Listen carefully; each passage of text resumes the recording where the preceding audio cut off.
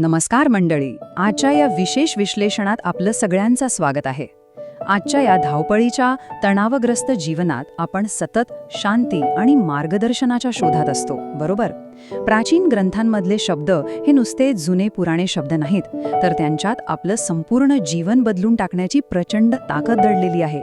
आणि याच ताकदीचा आपण आज वेध घेणार आहोत. चला तर मग एका अतिशय रंजक आणि विचार करायला लावणाऱ्या प्रवासाला सुरुवात करूया. आता मला सांगा, आजकाल आपलं कसं झालंय? सकाळी झोपेतून डोळे उघडल्या उघडल्या आपला हात सर्वात आधी कुठे जातो? अगदी बरोबर, आपल्या मोबाईलकडे. आपण लगेच त्यातले नोटिफिकेशन्स चेक करायला लागतो. हे डिजिटल जग इतकं वेगवान झालंय की या छोट्याशा स्क्रीनशिवाय आपला दिवस सुरूच होऊ शकत नाही. पण आपण कधी शांतपणे असा विचार केलाय का की ज्याने हे संपूर्ण जग निर्माण केलंय, त्या निर्माणकर्त्याने आपल्यासाठी पाठवलेला एखादा मेसेज किंवा नोटिफिकेशन आपण कधी आवर्जून वाचलंय का? आणि हीच आजच्या या स्पष्टीकरणाची मुख्य संकल्पना आहे. आपण ज्या प्राचीन ग्रंथांबद्दल आणि वचनांबद्दल बोलत आहोत ते काही फक्त कागदावर शाईनी छापलेलं निर्जीव पुस्तक नाहीये. मूळ स्रोत आपल्याला अतिशय स्पष्टपणे सांगतो की यातील शब्द हे प्रत्यक्ष जिवंत आणि श्वास घेणारे आहेत. जेव्हा आपण ते वाचतो तेव्हा ते नुसते आपल्या डोळ्यांसमोरून पुढे जात नाहीत, तर ते थेट आपल्या आत्म्याशी आणि मनाशी एक जिवंत संवाद साधतात. हे थोडं अधिक सोप्या भाषेत समजून घेऊया. बाजारात मिळणारी ती प्लास्टिकची फुलं आठवतात? ती दिसायला खूप आकर्षक असतात, अगदी खऱ्या फुलांसारखी. पण त्यात कुठलाही सुगंध नसतो आणि ती कधी वाढतही नाहीत, तिथेच थांबतात. या उलट या वचनांमधील शब्द हे एका खऱ्या जिवंत रोपट्यासारखे असतात. जेव्हा आपण हे शब्द आत्मसात करतो तेव्हा ते आपल्या मनात रुजतात, त्यांची पाळमुळं घट्ट होतात आणि ते नैसर्गिकरित्या वाढू लागतात. यात काहीच कृत्रिम नाहीये, हे अत्यंत नैसर्गिक आणि प्रचंड शक्तिशाली आहे. मग आता प्रश्न असा पडतो की हे जिवंत शब्द आपल्या रोजच्या जीवनात नेमके आणायचे कसे? यासाठी एक अतिशय व्यावहारिक आणि सोपा मार्ग सुचवला आहे. बऱ्याचदा आपली सवय काय असते, आपण कोणतीही गोष्ट मनातल्या मनात वाचतो. पण इथे सुचवलं आहे की हे जिवंत शब्द फक्त शांतपणे मनात वाचू नका, तर ते मोठ्याने उच्चारा. ही वरवर पाहता एक छोटीशी कृती वाटते, पण ती अत्यंत मोठा आणि सकारात्मक प्रभाव निर्माण करू शकते. आता यामागचं नेमकं विज्ञान काय आहे हे पाहूया. जेव्हा आपण एखादं वचन मोठ्याने बोलतो तेव्हा आपले कान ते शब्द प्रत्यक्ष ऐकतात आणि आपली जीभ ते उच्चारते. ही शारीरिक कृती आपल्या पंचेंद्रियांना या प्रक्रियेत पूर्णपणे गुंतवून ठेवते. एका अर्थाने असं मोठ्याने वाचन केल्याने आपल्या सर्व इंद्रियांचे शुद्धीकरण होते आणि ते शब्द केवळ डोक्यापुरते मर्यादित न राहता आपल्या संपूर्ण अस्तित्वात खोलवर पोचतात. पण आता यात एक गंमत सुद्धा आहे. मोठ्याने वाचायचं म्हणजे एवढ्या जोरातही ओरडायचं नाही की शेजाऱ्यांना वाटेल घरात काहीतरी मोठं भांडणच सुरू आहे. अजिबात नाही. याचा मुख्य उद्देश फक्त इतकाच आहे की आपला आवाज आपल्या स्वतःच्या आत्म्याला आणि मनाला ऐकू जाईल इतपत स्पष्ट असावा. ते शब्द फक्त पुस्तकाच्या बंद पानांमध्ये राहू नयेत, तर ते आपल्या ओठांवर आणि हृदयात सतत असावेत, हा यामागचा मूळ हेतू आहे. हे शब्द प्रत्यक्षात कसे कार्य करतात हे पाहणं खरोखरच थक्क करणारं आहे.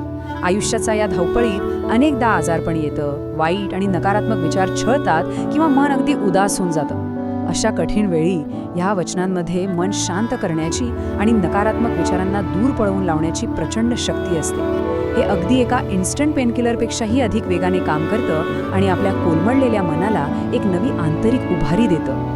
पण इथे एक अतिशय महत्त्वाची आणि नाजूक बाजू समजून घेणं अत्यंत गरजेचं आहे. अनेकांचा असा गैरसमज होऊ शकतो की जर आपण सतत प्रार्थना करत आहोत किंवा वचनांवर विश्वास ठेवतोय तर आपल्याला डॉक्टरांची किंवा वैद्यकीय मदतीची अजिबात गरज नाही. पण हा विचार चुकीचा आहे.